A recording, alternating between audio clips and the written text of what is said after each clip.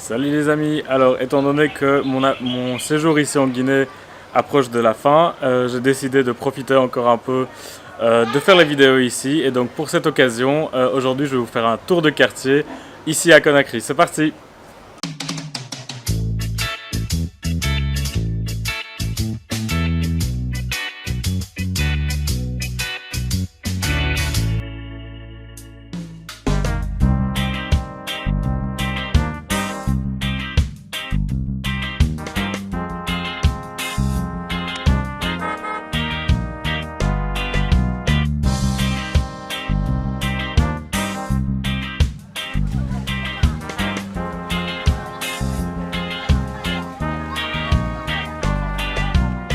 Alors avant même de sortir en rue, je voulais vous montrer cet endroit ici. C'est là où je loge, donc c'est chez la famille de Ami, de Michaud. C'est une petite cour interne ici où on se retrouve assez souvent, où il y a la famille, on vient s'asseoir, on vient manger, on vient parler. Ces cours-là, c'est assez typique en Afrique puisqu'il fait beau, toujours. Et donc on passe beaucoup plus de temps à l'extérieur et donc c'est tout à fait normal d'avoir des cours intérieurs comme ça, souvent avec des arbres qui poussent pour évidemment profiter de l'ombre. Chez nous c'est assez rare, je pense, on a des jardins mais qui sont souvent avant et après la maison. Ici, la cour c'est vraiment à l'intérieur et vous voyez tout autour de moi, ce sont les habitations, ce sont les chambres. D'ailleurs, ma petite chambre, elle est là. C'est là-bas que j'ai dormi pendant 2 semaines. Alors je vous ai déjà parlé de fruits exotiques et je vous ai dit à l'époque qu'il y a plein de fruits qu'on ne connaît pas chez nous parce qu'ils sont difficiles à commercialiser dans nos supermarchés. Ici, dans cette cour intérieure, il y a 2 arbres d'un fruit que je ne connais pas le nom. Les locaux ici à Conakry, ils appellent ça la pomme sauvage. Ça ressemble à ceci, donc c'est vraiment un fruit très particulier. Alors ce qui est vraiment intéressant avec ce fruit, c'est quand vous croquez dedans, ça a un peu la texture d'une pomme, mais c'est presque de la frigolite quoi. Vraiment, c'est comme si il y avait de la frigolite qui était vraiment épongée mais gorgée d'eau, donc c'est vraiment juteux. Mais il y a une texture super bizarre que j'arrive pas à décrire. En tout cas, je kiffe, surtout pour le goût, parce que ça a un tout petit goût, mais vraiment rosé je trouve. Ça sent vraiment comme la rose. Comme quoi, quand vous êtes en voyage, n'hésitez pas à goûter plein de trucs et surtout des choses comme celle-ci, c'est-à-dire des trucs qu'on ne connaît pas chez nous. Et, parce qu'à chaque fois, c'est une découverte et c'est vraiment chouette. Oula, attendez, je sais pas si je vais réussir à voir ça, mais il y a une toute petite montre religieuse qui est montée sur le micro de la caméra. Je vais essayer de la prendre et de vous la montrer parce qu'elle est vraiment minuscule. Alors attention. Je sais pas si...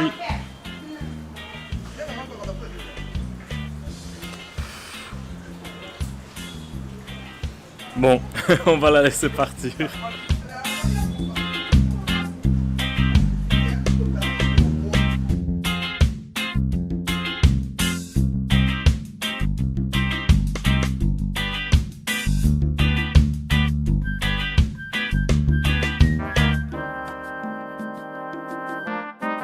Alors ce qui est génial ici au quartier, c'est que l'océan est vraiment près partout.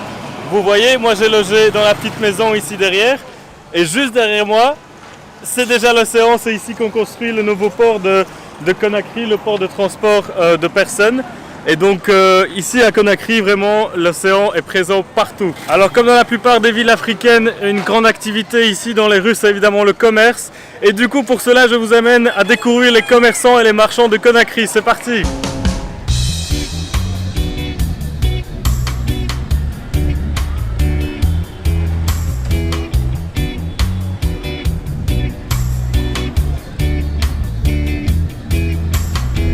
Alors ce que vous voyez derrière moi ici, c'est une des formes les plus rudimentaires du recyclage en Afrique.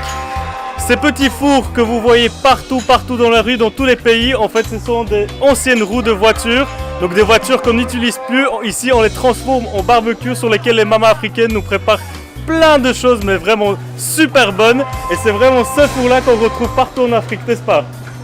Voilà, merci. Donc, vous voyez derrière moi ici, c'est une partie du quartier où on retrouve plusieurs vendeurs de voitures. Évidemment, toutes ces voitures que vous voyez derrière moi, elles viennent surtout de l'Europe. On retrouve des plaques françaises, des plaques belges, des plaques espagnoles, enfin des plaques de un peu partout dans l'Europe. Et ce qui est assez fou, c'est que pendant que chez nous, les États imposent des normes d'émissions de carbone de plus en plus petites et que nous on est obligé d'acheter des nouvelles voitures. Ici en Afrique, vous voyez, c'est là que se retrouvent toutes nos vieilles voitures et elles continuent à polluer ici.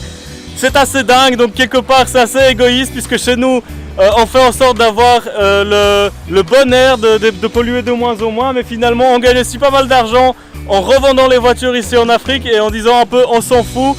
C'est plus chez nous, c'est plus notre problème, alors que toutes ces voitures-là, ici, elles ont obtenu une deuxième vie et vont servir ici pendant encore des années et des années. Vous voyez, la plupart des modèles, ce sont vraiment de très vieux modèles.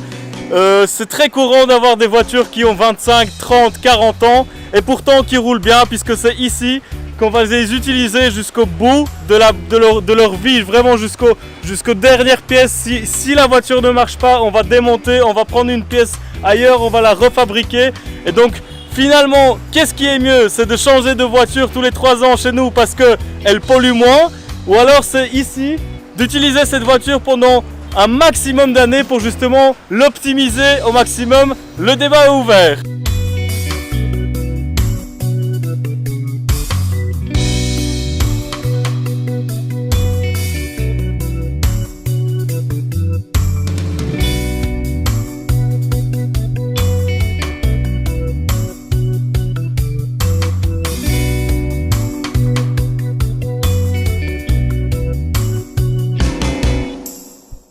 Ici derrière moi, on prépare des galettes au piment. Est-ce que c'est typique ici? Ça coûte combien? 500 pour 500 francs guinéens. Pour combien de galettes? Pour une galette, 500 francs guinéens. On va goûter tout de suite.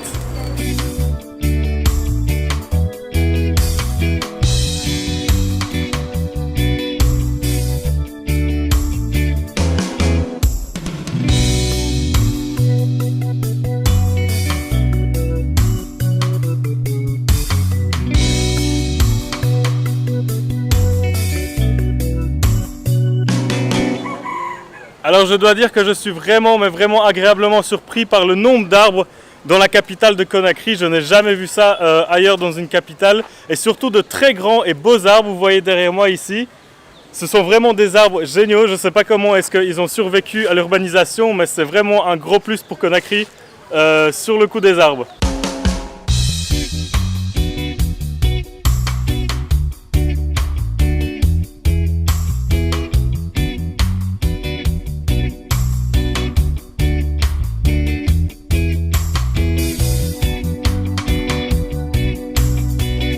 Alors nous sommes au mois de janvier, donc c'est la période sèche et il fait ultra chaud. Les températures peuvent monter jusqu'à plus de 30 degrés pendant la journée.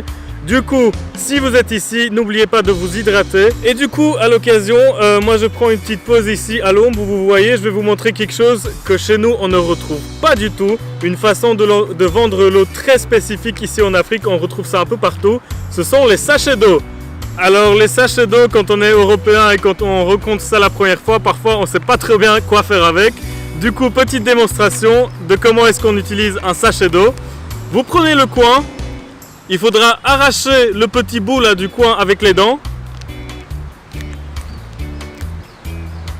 Vous recrachez le petit bout, attention à ne pas vous verser dessus. Et après, vous buvez à travers le trou qui a été fait sur le coin. Alors je vois déjà les gens ultra écolos dire encore du plastique, mais enfin tous ces sachets là, s'il y en a trop. Mais les gars, réfléchissez, un petit sachet comme ça contient un demi-litre d'eau. Toutes les bouteilles, les petites bouteilles que vous achetez chez nous pour boire un demi-litre d'eau, c'est beaucoup plus de plastique. Ici vous voyez, le sachet c'est vraiment très fin. Et donc finalement, entre les deux, même si c'est du plastique, c'est ça qui consomme moins de plastique et de pétrole. Alors un autre gros avantage du sachet d'eau dans les régions ici comme en Afrique où vous pouvez peut-être vous méfier de la potabilité de l'eau. La bouteille, c'est quelque chose qu'on peut ouvrir et remplir, mettre une eau de provenance incertaine, alors que le sachet ici, vous êtes sûr que c'est quelque chose qui a été fait à l'usine, donc c'est de l'eau de source, de la bonne eau potable qui a été fermée, et du coup vous êtes les premiers à l'ouvrir et à boire dedans. Donc c'est aussi quelque chose qui permet justement d'être sûr de la provenance et de la qualité de l'eau ici en Afrique. Le seul désavantage du sachet, du coup, c'est que vous ne savez pas le refermer. Mais vous inquiétez pas, ça ne vous gêne pas de le déposer quelque part ailleurs et de le boire tout à l'heure. Vous voyez que ça tient très bien. Là, je l'ai déposé, il est tranquille. Je peux terminer mon sachet à un autre moment. Mais croyez-moi que même avec la chaleur, franchement, un petit demi-litre comme ça, vous le descendez, mais en un coup. Moi, en fait, à chaque fois quand je prends un sachet, j'en bois 2 d'un coup tellement il fait chaud. En fait, on n'a pas l'habitude de boire autant chez nous, mais ici, avec les chaleurs, croyez-moi qu'un demi-litre, un sachet, en fait, c'est une fois, c'est vraiment utilisé qu'une seule fois. Vous l'ouvrez, vous buvez, c'est fini, vous jetez votre sachet et vous êtes tranquille. Moins de plastique, vous êtes sûr de la provenance et en plus, c'est vachement drôle, non, boire au sachet.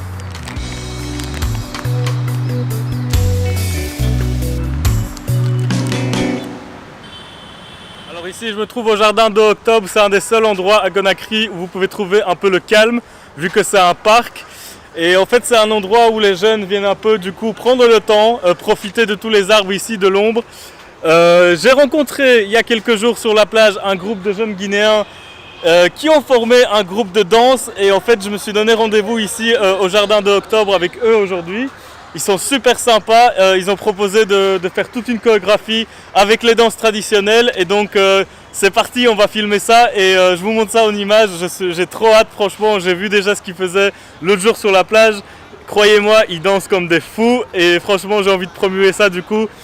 Aujourd'hui, on va tourner un clip avec eux dans les habits traditionnels, avec la musique traditionnelle ici dans les jardins du 2 octobre. C'est parti!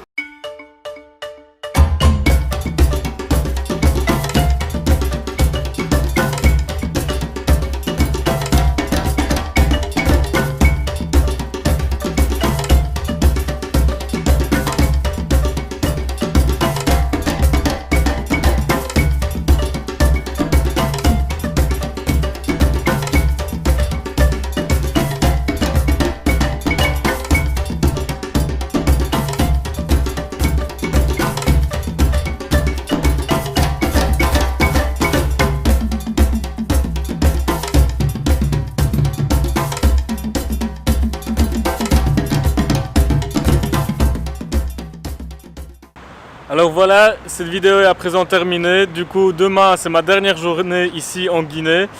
J'ai vraiment pas envie de rentrer, je vous avoue, mais bon, voilà, c'est comme ça. Quand il faut y aller, il faut y aller. J'espère du coup que cette vidéo vous a plu, ce petit tour de quartier, même si on a vu vraiment plein d'endroits un peu éparpillés. C'est quand même quelques informations en plus, c'est quand même quelques images en plus d'ici, de la Guinée, que je voulais vous montrer. Du coup, j'espère que vous les avez appréciées.